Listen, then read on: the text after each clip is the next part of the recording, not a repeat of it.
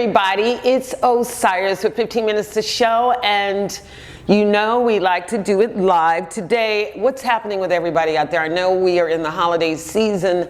All of you must be very busy running around buying gifts, etc. I've been very busy myself. I've been cleaning my house because I want to give away a lot of things before we get to 2024.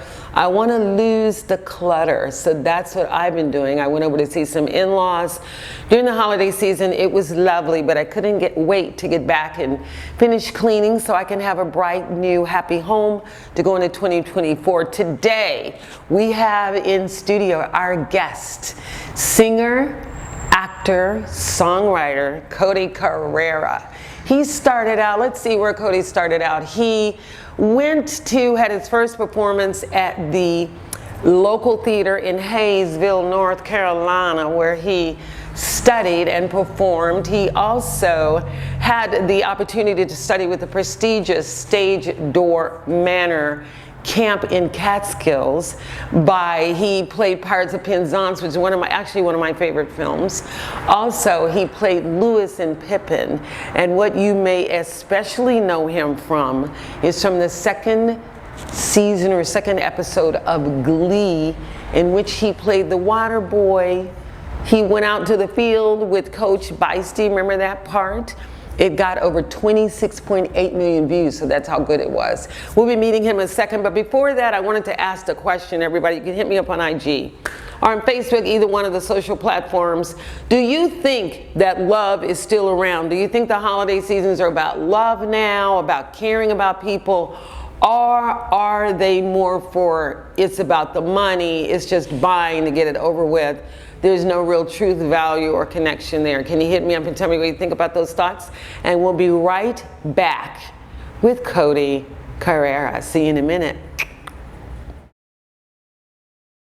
Hey everybody, we are back in studio live with actor, singer, songwriter, and director Cody Carrera. Hey Cody. Hey. Thanks for joining. We were telling the audience, fans, all about you before we started, about your Glee and about your performing in the Pirates of Penzance at Catskills Stagedoor Manor. It was a special group or something, so very fortunate for you. Also, I wanted you to talk about, what do actors do, or what did you do to keep yourself busy during the actors' strike recently? Now, thank goodness the strike is over. What do you do to keep yourself busy? Yeah, I'm so glad it is over too. And Fran did such a good job, our union president. So I'm glad we're back to work. But yeah, I feel like a lot of actors and artists in general are used to working and juggling part-time jobs and different employment because it is such an unstable, for lack of a better word, career. So I did the same thing. I worked my part-time job and just tried to stay afloat. But yeah, so that's sort of what I did. I think that's what everybody did.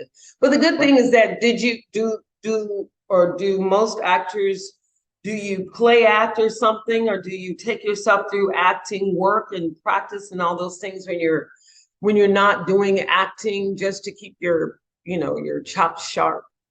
Absolutely. Yeah, I have a coach that I work with, and okay, good. I'm always we couldn't work, so other than taking classes and doing that was sort of all you could do. Mm-hmm. Now, I wanted to know, and I think somebody else asked me, what does a singer do? How do you keep your throat and your voice? I know, because I've read something, Adele, I remember she had some problems with singing, and some people have problems with their nodules or something in their throat.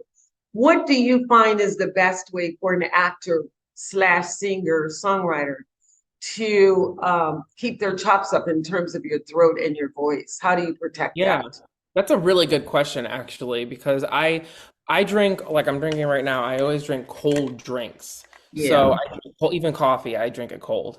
But it's not good for your voice, especially when you're performing and using it. So when I'm in the studio, when I'm recording, when I'm even doing auditions, I get the same thing from Starbucks, Empress Cloud Green Tea, because it's good. It coats your throat and helps, it's gross, but like break up any phlegm, or it keeps them, moist. Ugh, but so it sounds so nasty. But No, it doesn't. it does, it helps. It's good to drink anything hot. No dairy, you stay away from dairy or any kind of stuff like that. But What about people that smoke cigarettes and other things that they have to use their throat? I mean, do they do okay acting or I don't smoke. I've never smoked, so I assume so. I know a lot of singers smoke, but I wouldn't do that. do you think that, so you do feel that smoking and some of those things will damage your throat? Oh, You were absolutely. you were saying something about your voice coach told you something not to do with your Yeah. throat, something to keep it protected. Yeah. She said don't clear it, like go like it's not good because the vocal cords rub. I didn't know that until I started taking I courses. didn't either. Yeah. So it just damages them over Mhm, time. So I try not to mhm. clear my throat. She just says drink water. That's the best thing you can do for it. So what do you find the transition is like you because you sing and you act, what is the difference between using your voice and throat and everything for singing a part versus acting a part because you're still talking and you have to do something or talk real loud or you have to yell in a scene or something like that. What is the difference that you can say between doing both of those things while using the same instrument as your throat and your voice? Yeah, I mean, I relate to it like it's like working out. So your voice is a muscle. So it just like when you go to the gym and you work out and then you have to take a day off to rest and recuperate. It's the same thing. You perform and you go through all that, and then you have to rest and keep your voice in check and in shape. Do you do those things that go la la la la la la la? Do Oh you yeah, do any of those? every day. Jermaine in Spain, do you do all of that still? Scale, They still scale. do that in Oh coaching? yeah, oh I yeah. We didn't always. know that. Oh yeah, definitely. So You it have doesn't to. change with technology. You don't have AI doing la la la la la la la in your voice. Maybe one day. You never know. Not right now, though. Now, what has been the most challenging for you in working? Has it been your acting, your singing, or both of them challenging? And then the second part of that is what has been your most challenging role that you've done to date with regards to either one of those interests or Well, talents? I approach music and singing the same way. So Mhm. in music, you're telling a story, With the just like vigor and verve. yeah. I always start with lyrics. So I read the lyrics and interpret them, and I decide what story am I telling? Like what do I want to convey emotionally with that? And the second part, what was the second part? Remind me. I The forgot. second part is what has been the most challenging role? Because I know you did. I love the Pirates of Penzance, so I picked that to talk about. And I know you played Lewis and Pippin. And Yep. I know that, in all of the things you've done, and you talked about Glee a little bit before you Mhm. got on camera, but what in Glee, what was some of were there challenges in doing Glee? And then you have to do it with a group of people and all of that kind of stuff. What was some of the challenges that you had in doing that as an actor, a singer? Well, Glee was the first thing I ever did professionally. I did stage prior to that. Like when you mentioned, yeah, when you mentioned Pirates of Penzance, I went to acting camp and did that, and that was so fun to play the villain. And good call on that one. But yeah, it was the first time I ever stepped foot on a set, so I really was learning on the job and learning the ins and outs. And but it was shot all on nighttime, so it was all night shoots from sunup to sundown, and it was a big. Really? It was the one that aired after the Super Bowl, so it was a very big episode. So there was a lot of people. I think had the most extras in some.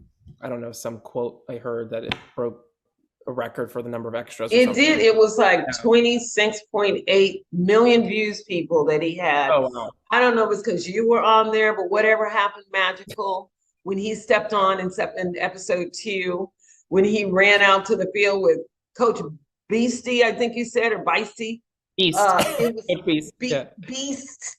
I didn't exactly know how to say that because it's Beiste or Right. something. It's Yeah. spelled very I different. think in one episode she says it's French or something. I don't It, know.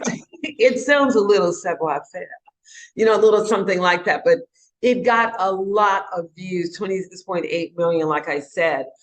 Oh wow. How did it make you feel from being your first step out into the screen and it having such a big, enormous influence on audiences everywhere? Oh my gosh, I was a fan of Glee. So I grew up I love loving Glee. that. I was in school in New York when the first season aired, and I loved it. I related to it as a musical theater nerd and an outcast in school. I mean, it was my show. It was Hmm. weird working on it though. Then you're seeing all these things and how it's like not real. Like the world is Hmm. not. It was interesting actually. But the hardest, you asked me about the hardest thing I've done, and honestly, like the hardest, and it wasn't that it was hard, it was just very tedious, wasn't doing my album because it took 5 years. I did all the songs and I had to learn a lot of different Why did it ways. take 5 years? Was it just the making and the progress and the process that you went through? What took it 5 years? Yeah, it was all of that. It was just I'm an independent artist, so I had to do it myself and I funded it Hmm. myself. So I did it slow, and it was my first time. My first EP was the 5 song EP Fire, and I ended up recording 3 songs after that, and it sort of just became an album. I've always wanted to do an album. It was a dream of mine, but it sort of ended up that all the songs fit together, but I had to go back and like remaster and mix the songs, and then I did the music videos, and I had to do the budget, and it was a lot of different things that I didn't have to do before that I had to learn. And like I'm not a math person, but I had to do the budget, and I ended up directing some of the music videos, and I had to Wow, learn that and do a shot list and do a lookbook and a lot all of to that. it. Yeah, yeah, it was a lot. It was a lot of moving parts. I had to distribute it. That was another thing. I distributed the album myself. I set up my official website. I ordered CDs and vinyl. It was a lot of work. So What that's is that's going why. on? No, go ahead. Do you find out that I mean, is vinyl still like a way to? I mean, I know the DJs, Yeah, look at you your know, wall. they use vinyl all the time, but I haven't heard Yeah, the word vinyl in so long, except through DJs and through some of the, people in yeah, other countries that are really using a lot of that sort of thing. I've heard it's come up quite a bit since, yeah. it, I think there's like a resurgence of it because everything's so digital now that everyone mm, wants something tangible and the nostalgic thing. I don't know. I do have vinyl. I don't buy a lot of vinyl, but I have a small vinyl collection. yeah. Usually I get them at thrift stores. Like I don't. I think it's weird to like buy new albums on vinyl because it's just like they're not. It's sort of They that don't have the. nostalgia. Yeah, I don't know. It's weird for me, but I mean, it sounds good. Now, you mentioned earlier, you were talking about that you had two music videos coming out. You've got one dropping this Friday. I believe it is the 15th. Is that Shattered that's dropping? That's slander, but yes, you Slander have that's dropping. you have the scoop. It is. I have the so I directed it was the first time I directed scripted content. I Hmm. directed a short film for SCAD, and I partnered with them. It's not like a typical music video, like false advertisement, and the other ones I did was like totally me from my album. This one I Okay. did with actually SCAD students. So they were taking a music video class, and we ended up they chose 2 of my songs, Slander and Shattered, to do Oh, for the wow. students to Okay. direct it. Yeah. I had a Mhm. more hands-off approach to it. I was just in it and it was my song, but the students really were the ones to learn for a grade to man the I ship. And bet they were good, oh and I yeah, bet they were good because they have fresh ideas and they're mhm, not all jaded because they've done it a billion times and things like right. that.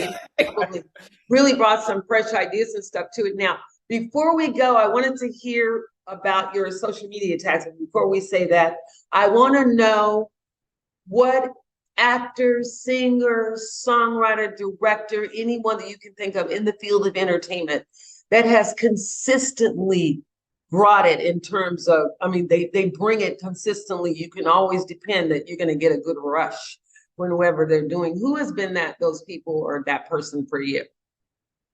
That's a really good question. I just saw the new Elvis movie Priscilla about Priscilla Presley, and one of my favorite directors is Sofia Coppola. She I did love her. Marie. Oh Yes. yeah, she's great, and she Love her. really has a stamp of like an artistry where it's her film, and you can see that in Priscilla. So I would love to work with her. I mean, Marie Antoinette, there's nothing better. It's one of my favorite movies, and I love. I mean, Steven Spielberg always delivers. He's like the master director. And as far as performers, Sarah Paulson would be she's one of I my loved favorite her in actors. American Horror Story. That's the last time I've seen her. I know she's done some other things since then, but she was so good. Very Yeah. broad range. You said of Meryl Streep as well. We said. Oh yeah, oh yeah. And Sarah sort of has that Meryl Streep quality where she's not afraid to look ugly for a role or disappear in a role. Like she can look beautiful and elegant, and then she can be mean and sinister, like she did in the movie Glass, with that was the sequel to Unbreakable and Split, I think. I think it It was was. That was a yeah, good she movie was too. phenomenal. Oh, I loved it. Yeah. And then music wise, it would be the two artists that inspired the sound of my album. When we went to, sonically, my head was gearing toward that sound, and it would be Taylor Swift and Lady Gaga. There's no one above that. No one Did above. you go to the did you get a chance to go to the Taylor Swift concert that sold out millions and millions of times over? I saw her on the Reputation tour, which is the album we actually referenced when we're doing my album. But I didn't even attempt to get Era tour tickets. I'm gonna watch it on streaming. I would have probably gotten stomped over with so many people there. But what I particularly like Taylor, because she's young and she's hip and she's fresh and she's bringing some new stuff to the game. But Gaga doesn't be every time. I love that she can go into old school and bring that energy there, and then she can go into right here in present time and do her thing. But I've always mostly liked about her is a lot of her costuming, that it seems Oh to yeah. fit whatever she's doing. She's not afraid to be grand and bold and ridiculous and all of that. So I like that you like her too. That She's an artist. Yeah, she is I an agree. artist. She's an artist to be loved by all artists and other people. Amen to that. So before we go, blah, blah, blah, blah, drum roll, what are the social media tags that we can reach you on, we can find you at, and keep up with what you're doing with your bad self? Let's go. I am easy to find. It's just my name, Cody Carrera, across the board. I do have an official website, and it's www.codycarrera.com, but I'm on Facebook, Instagram, TikTok, Spotify, YouTube, everything. It's CodyCarrera, like the Porsche Carrera. I love that Carrera. Doesn't it sound exciting with vigor and verb? So before we go, I want to say happy holidays to everyone. If I don't see you in between, I'll see you next year in 2024 doing the thing I want everybody to have, something bright and new. And don't forget, in order to support me and what I do and all the things and all the people we bring to the studio and support our lovely Nirvana Studios of Hollywood, please subscribe and hit the like and subscribe button on my channel. Do the same thing for Cody Carrera's channel and anybody else. We cannot do this without you guys liking and subscribing. It's one of those numbers things. I don't know exactly how it works, but I know if you like and subscribe, people will pay attention and see what you're doing. Meanwhile, don't forget to check Cody Carrera's new song music videos that are coming out this Friday. It's going to be Shattered, correct? Slander. And then on the 24th of December, he'll be bringing out Shattered. He's dedicating some of that music video to his father, who I believe he said was born around the 24th of December. Is that correct, Cody? Yes, he was born the 24th and he passed the 26th. So wow, so he was right. That's interesting how those cycles and those numbers work. But anyway, we want to especially support his new music videos because of something heartfelt and also because we just love to do Cody Carrera. So meanwhile, see you all next year. Take care. Happy holidays. Don't get yourself in trouble. And I will see you next year in studio with your bright, happy faces. Nirvana, Eric is making me laugh. Bye. Bye. See you later. Say bye to Cody. Bye, Cody. Bye.